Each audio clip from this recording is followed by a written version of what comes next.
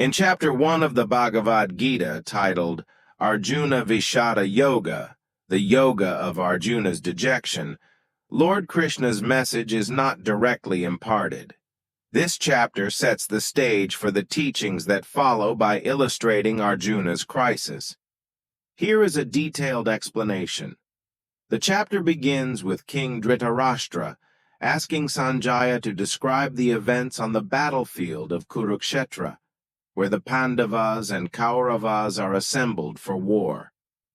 Sanjaya starts by describing the scene, including the warriors on both sides. As Arjuna surveys the battlefield, he sees many of his relatives, beloved friends, and revered teachers lined up for battle. Overcome with sorrow and compassion, he speaks to Krishna, who is serving as his charioteer. Arjuna is deeply troubled by the thought of killing his kinsmen and causing the destruction of family and society. He fears that the war will lead to the ruin of families and the loss of traditional values and dharma. Arjuna's emotional turmoil manifests in physical symptoms. His body trembles, his mouth dries up, his hair stands on end, his bow slips from his hand, and his skin burns. He is overwhelmed by confusion, grief, and moral dilemma, questioning the righteousness of the war and the consequences of killing his own relatives. Arjuna expresses his despair and reluctance to fight, stating that he sees no benefit in winning the kingdom at the cost of such a great loss.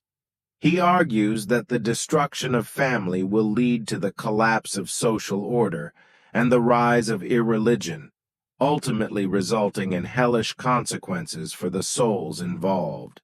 In his despondency, Arjuna decides that he cannot fight, and setting aside his bow and arrows, he sits down on the chariot, overwhelmed by sorrow. This chapter captures Arjuna's internal conflict and sets the context for the profound teachings that Krishna will impart in the subsequent chapters. Krishna's detailed message and guidance begin from Chapter 2, where he addresses Arjuna's doubts and instructs him on his duties, the nature of the self, the importance of righteous action, and the path to spiritual liberation.